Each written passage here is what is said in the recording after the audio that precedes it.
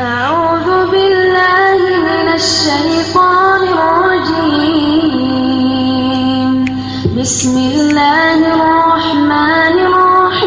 ایسے گزارا کیا، یہ کہنے لگے میرے 30,000 دینار کدھر ہے؟ 30,000 دینار کدھر؟ اور بی بی سمجھدار آگے سے یہ نہیں کہتی اچھا 27 سال بعد آیا اور تجھے پیسوں کی فکر ہے، میری فکر ہی نہیں، بچوں کی فکر ہی نہیں.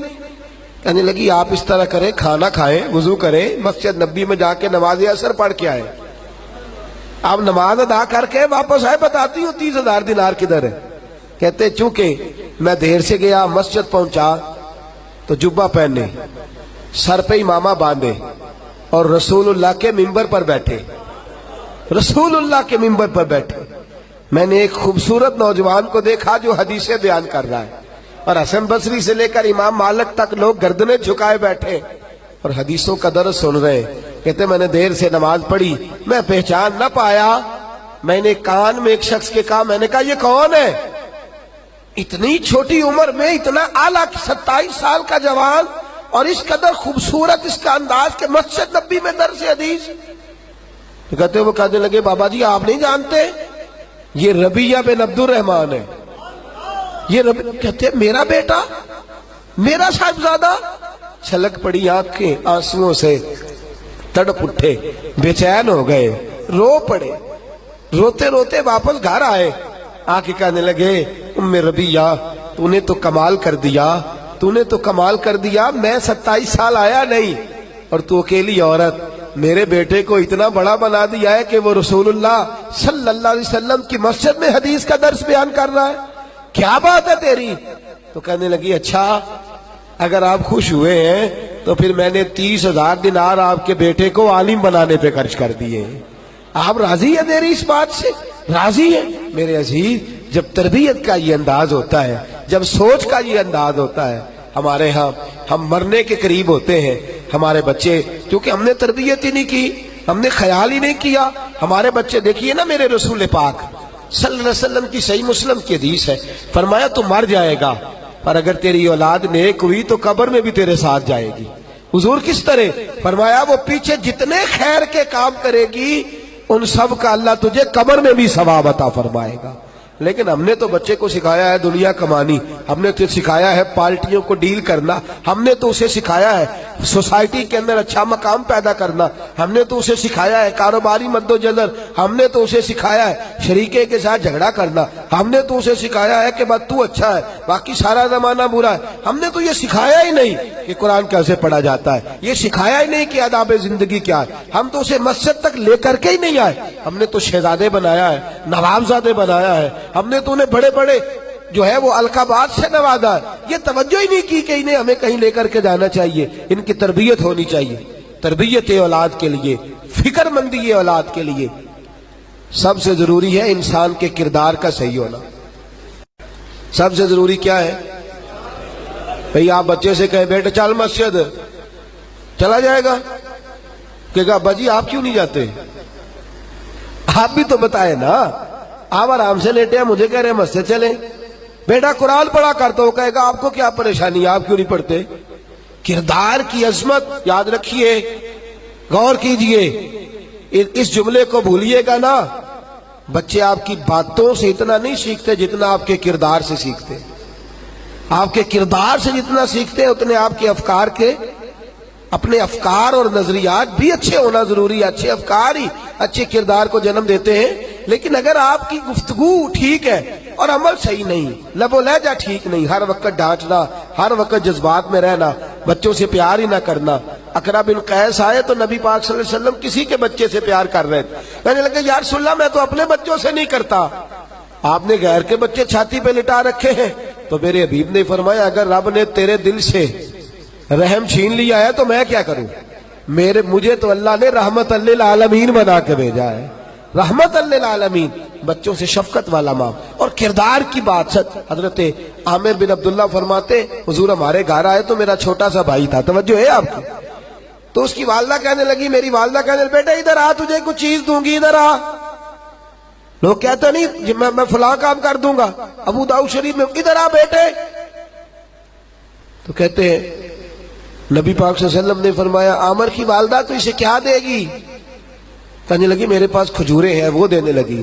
تو حضور فرمانے لگے اگر تو اسے کچھ نہ دیتی تو اللہ کی بارگاہ میں تیرا یہ جھوٹ لکھا جاتا۔ حضور بچے کے ساتھ بھی، نابالغ کے ساتھ بھی، چھوٹے کے ساتھ بھی فرمایا اگر چھوٹے کو پتا چل جائے کہ تو جھوٹ بولتی ہے اور تیرا انداز ٹھیک نہیں ہے، ماں باپ کا جو ہے وہ کردار قول اور فعل کے اندر تضاد ہے، تو فرمایا اس بیچارے کی تو تربیت بگڑ جائے گی، اس کا تو انداز بگڑ جائے۔ فکر کریں، سوچیں آپ گھر کے اندر کیسا کردار رکھتے ہیں، آپ کا انداز کیا ہے، آپ کا طرز کلام کیا ہے، آپ کا انداز تربیت کس طرح کا، آپ گھر کے اندر رہتے ہیں تو کس طرح رہتے ہیں، کیا طریقہ ہوتا ہے۔ اگر اب بچہ دیکھتا ہے نا کہ ابا جی تو فلمیں دیکھتے ہیں، ابا جی تو فلاں کام کرتے ہیں، تو وہ ضرور تاڑتا ہے، وہ ضرور غور کرتا ہے، وہ کہتا ہے مجھے منع کیا جاتا ہے۔ خود ان کی توجہ کس طرف رہتی؟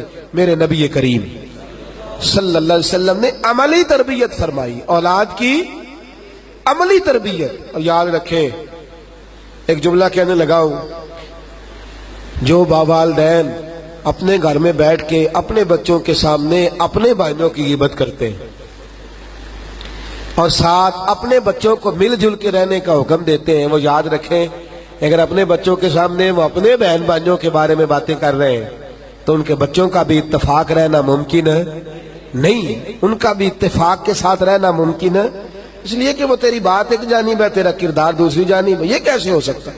اور اگر آپ کے بچے آپ کے سامنے سن لیں، یاد رکھیں اگر آپ کے بچے آپ سے یہ ملاحظہ کر رہے ہیں کہ آپ اپنے والد کے خلاف یا اپنی والدہ کے بارے میں کوئی جملہ بچوں سے کہہ رہے ہیں تو لکھ لینا دل کی تختی پر، یہ بچے کبھی آپ کے فرما بردار نہیں بنیں گے، یہ کبھی آپ کے سامنے سر نیاز خم نہیں کریں گے۔ سن لیا انہوں نے جو آپ کا کردار کا مثالی ہونا ضروری۔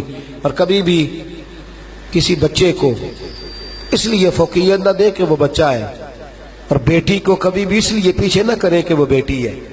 میرے رسول پاک صلی اللہ علیہ وسلم نے، انشاءاللہ وہ تو کل میں جمعے میں عرض کروں گا حضرت فاطمہ کے رضی اللہ تعالیٰ عنہ کے عنوان پر، لیکن ایک بات سن لیں، میرے محبوب نے فرمایا ہے، فرمایا جس گھر میں بیٹی ہو اور اسے اچھا ادب سکھایا جائے اور اسے فوقیت، اسے کم نہ سمجھا جائے بیٹوں سے، فرمایا رب کریم اس بیٹی کی برکت سے ماں باپ کو جنت عطا فرما دے گا۔ ان کے ساتھ، ان نرم کونپلوں کے ساتھ محبت کی جائے، اسے پیار کیا جائے، اچھی تربیت، اچھا کردار۔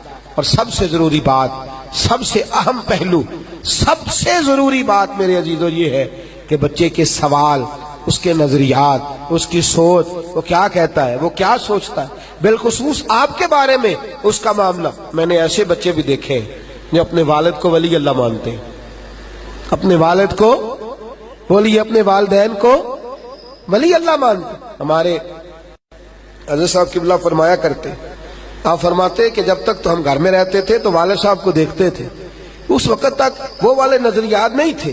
فرماتے ہیں جب ذرا گھر سے نکلے نا اور ہم نے زمانے کا مکروہ چہرہ دیکھنا شروع کیا اور ہم نے لوگوں کے بڑے بڑے عجیب انداز شروع کیے، اور فرماتے ہیں ذرا تھوڑا سا ہم نے کمپیریزن کرنا شروع کیا، تقابل کرنا شروع کیا، تو بات سمجھ میں آئی کہ جسے ہم گھر چھوڑ کے آئے ہیں وہ تو اللہ کا سچا ولی ہے، جسے گھر چھوڑ کے آئے ہیں وہ تو اللہ کا سچا۔ آپ یقین کریں، میں ذاتی بات کرتا ہوں، میں جب گھر میں ہوتا تھا تو میں کہتا تھا میرے والد صاحب یہ تو دنیا کے معاملات کو جانتے ہی نہیں، یہ تو بالکل ہی سادگی میں وقت گزار گئے، ہماری اماں عجیب ہے، ہماری والدہ عجیب ہے، بات ہی نہیں کرنے دیتی، کہتی ہے نا باہر جھوٹا بھکاری آیا تو اسے بھی کچھ نہ کچھ دے دو، ایسا نہ ہو، بد دعا دے جا۔ ہم کہتے تھے کیسی ان کی سادگی ہے، انہیں خیال ہونا چاہیے، انہیں آنا چاہیے۔ انہیں باہر نکلے، زمانہ دیکھا، دنیا سے ملاقات کی تو دل میں خیال آیا وہ دیہاتی لوگ بڑے سچے تھے، وہ بڑے کھرے تھے، وہ بڑے ٹھنڈے تھے، وہ بڑے میٹھے تھے، ان کے لفظوں میں سچائی تھی، پڑھتے تھوڑا تھے ڈرتے زیادہ تھے، پڑھتے تھوڑا تھے ڈرتے زیادہ تھے، ان کے لفظوں کے اندر تلاطم تھوڑا تھا، کردار میں حسن زیادہ تھا، کردار کے اندر حسن زیادہ تھا۔ وہ دنیا داری کی لمبی چوڑی سازش کرنا نہیں جانتے تھے، لیکن دعا دینا بڑی اچھے طریقے سے جانتے تھے، محبت بانٹنا بڑے اچھے طریقے۔ تو میرے دوستو، بچے آپ یہ نہ سمجھیں کہ انہیں ہو سکتا ہے کوئی آپ کے بچوں کو آپ کے خلاف ابھار رہا ہو، لیکن یہ لمبا وقت نہیں ہوتا، تھوڑا ہوتا ہے۔ جب بچے باہر نکلتے ہیں، دنیا کو دیکھتے ہیں، تو خود بخود وہ دیکھ لیتے ہیں آپ کا اپنے کردار کو، بچا کے رکھیں خزاں کے موسم سے. بچوں کے ساتھ جو آپ کا عملی رویہ ہے اس رویے کو درست رکھیں. پھر دیکھیں بچے کس طرح سے جو ہے وہ دین کی طرف راغب ہوتے ہیں, ان کا انداز کیسے بدلتا ہے. اپنے بچوں کو کسی اچھی جگہ لے کر کے جائیں, اچھی صحبت